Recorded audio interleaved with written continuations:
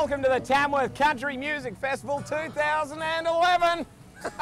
No bull, just real country. Listen to the music of this great land. I love my country.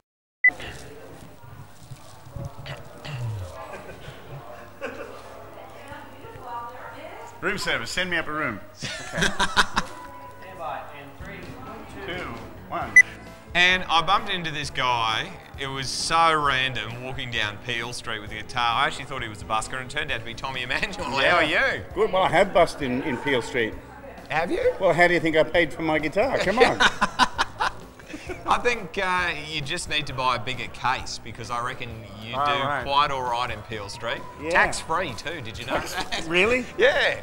There's no such thing as tax-free these days. No, so. there isn't. There isn't. No such thing as a free lunch either. I learned that. Death and taxes, son. Now, if we can get a shot of your shoes, I thought you were a bit all right with the whole music thing before, but now I think the fashion side I love. Well, that's what happens if you go to Germany and you see a real pair of shoes and you buy them. Yeah. Yeah. A man that can get away with velvet boots. These were my Christmas present from my manager, Gina. Wow. Yeah, they're actually Hugo Boss. They're made in Germany. That's very impressive. Yeah? Yeah. There you go. Oh. But, you know, as soon as I'm done wearing black, off they come and on go the Blundstones. Oh, there you go. I've got the same pair of Blundstones. I bought them 12 years ago and I still wear them. They're still good. I do wear the sides out, and so whenever I have a day where I can go to a boot mate and get it done, I get a new heel put on it so I don't get a bad back. Well, you see, it's good to have a pair of shoes that you love and care for, and it's worth repairing them. I'm like Is that. anybody going to watch this? No. I got a pair of Dunlop Volleys from the 80s that I still resole, and it's great. Really? Yeah, they're a collector's item now. Now you got the.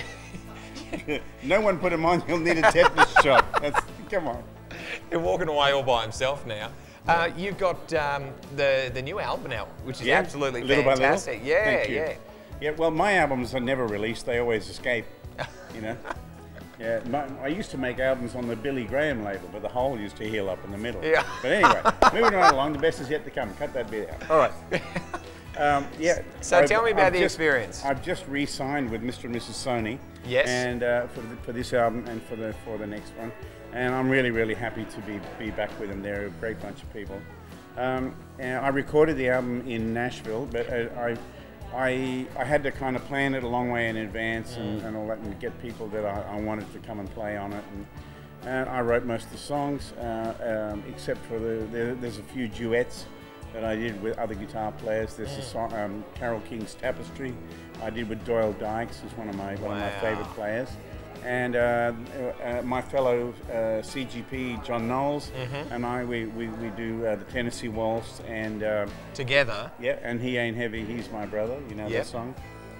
And there's a couple of vocal tunes on there, and but there's a lot of original instrumental. So with the Tennessee Waltz, are you doing a video clip for that with a literal translation? Well, I've been trying to get the moves right, but John's a little overweight, you know. Ah, there you go. Well, maybe he needs a bigger guitar, because I actually think that it's all relative. Right. Well, he's not a relative of mine, but he's a good friend. But the Tennessee Waltz as a song has been done a real lot. In fact, one of my favorite versions is Bonnie Raitt and Norah Jones. That's a beautiful version. But I first heard the song by Patsy Cline, I think. Oh, wow. Wow. So you're actually an amazingly awarded musician, and even more so today, or at the Tamworth Country Music Festival this year. We're getting the Roll of Renown. Yes. My brother and I are so honoured, and it was just great going to Tamworth Town Hall again yesterday and standing up there, because the first time I played in Tamworth Town Hall was when I was working with Buddy Williams in 1967. Wow. And I'll never forget it, the feeling of being in that hall. And it was just as great yesterday, you know. I've played in halls all over the world, but that hall has a real special feeling. It's similar to the Sydney Town Hall, which I played there with the Bushwhackers a lot in the old days. We used to get rid of all the chairs and make it a dance, you know. And it was so exciting in the Sydney Town Hall, and everybody doing the heel and toe and strip the willow and all that stuff, you know. So and then there's a hall in Amsterdam that I love to play, and it's the same kind of hall, a typical old town hall, with a big stage, seating up in the balconies, and then now they've got seating behind, right? And the first time I played there, I'd sold 2,200 seats, and I thought, wow, this is really big, you know, this is really great. And look at this place, and it was called the Concert Gebouw, right? And I thought, wow, the Concert Gebouw in Amsterdam, I've really made it here, you know? And then I looked up on the internet what Gebouw means, and it just means building. So I was playing in the concert building. You know? It's very... Now, just going back to that, do you think that we've completely lost the days of those traditional dances and the great music and the so much wholesome fun that was had on those nights? Well, let's hope that we haven't completely lost it. You know, music's come so far, but you know, I think people are still having a lot of fun in music. But I don't think there's as much demand for bush dances as there used to be.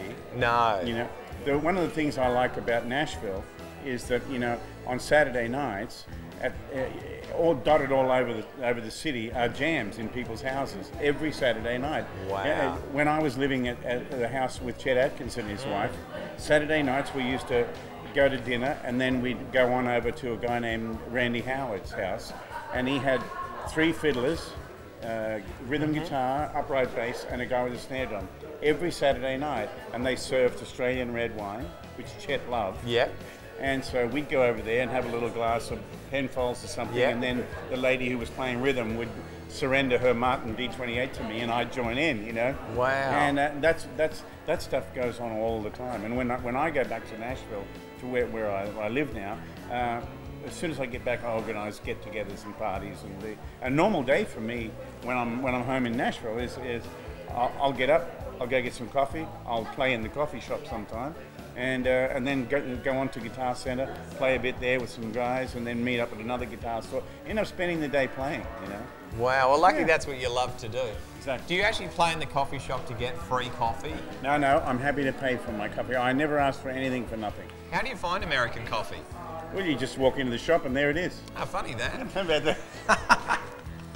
Do you find that they've latched onto coffee effect? I'm a bit of a coffee connoisseur myself. Right. Do you think they've latched onto it correctly and they're developing the flavours correctly? Well, I've had better coffee in Sydney than just about anywhere in the world. Yeah. Campus coffee is beautiful. But you know, if you go to Italy, you can get the best cup of coffee in your life at a truck stop. Unbelievable. Oh yeah, the Italians, they know coffee. Hey. Perfect suit for it too.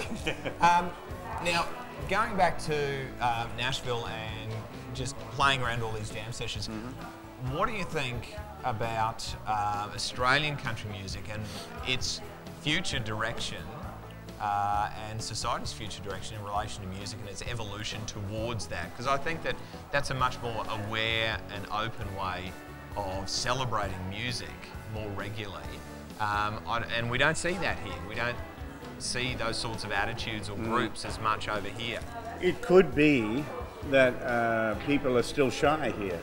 You know, people are not as just let's jam, that kind of frame of mind. It's still not as open here as it ought to be. And I think probably the best jams I've had with an Australian have been with Troy. You know, because I know all the songs he knows, and you know, we just get together, and I immediately want to sing harmonies and that kind of stuff. You know, but it's a lot more. I think people tend to feel a lot more competitive here, and I don't understand that at all. You know, the music's not a contact sport; it's a love thing. You know, this is a spiritual experience. Anyway, you know. What I see happening at the moment is everything's growing so quickly in Australia and on the world stage. And there's definitely paths to go. There's the real commercial kind of path that will work anywhere, and there's the path that works with Australian songs about Australian people, about Australian ways of life, that if you're not Australian, you may not get. You know, so you've got to make your choice kind of thing, you know. Well, I suppose that's part of the beauty and quirkiness of being Australian.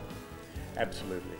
And, you know, John Williamson's a classic example of someone who has done it all and who's stuck to his guns, and, you know, God bless him. I was telling Gina Jeffries before, in 1987 I was in Dragon, and I wasn't in drag, I was in Dragon. I was going to say. And we were opening for Tina Turner all over Europe, right? Wow. And we just signed with Polygram, and we were off to make the big time, you know. And so we did this whole tour through everywhere, Scandinavia and Germany and Italy, France and all that. And the thing that kept me sane the whole time was John Williamson's Mallee Boy album, because it just came out, and I'd flown into London, and a friend of mine sent it to me. And I listened to it nearly every night on the bus after the show, on the road to the next city. Yeah, I don't mind at all if you call me a Mallee Boy. So, there you go. I love it. Yeah. Absolutely wonderful. Well, thank you so much for taking the time to have a chat to us. You're welcome. You're welcome. And I'm going to have if to... you can make out anything he's saying, you're better than I am. You're struggling with the Australian accent. About 7 o'clock. Yeah. Hang on, Shane, let me turn my hearing aid on here, Shane. Tommy Emmanuel. I'm going to get going. All right. See ya. See you. Thanks. Listen to the music of this great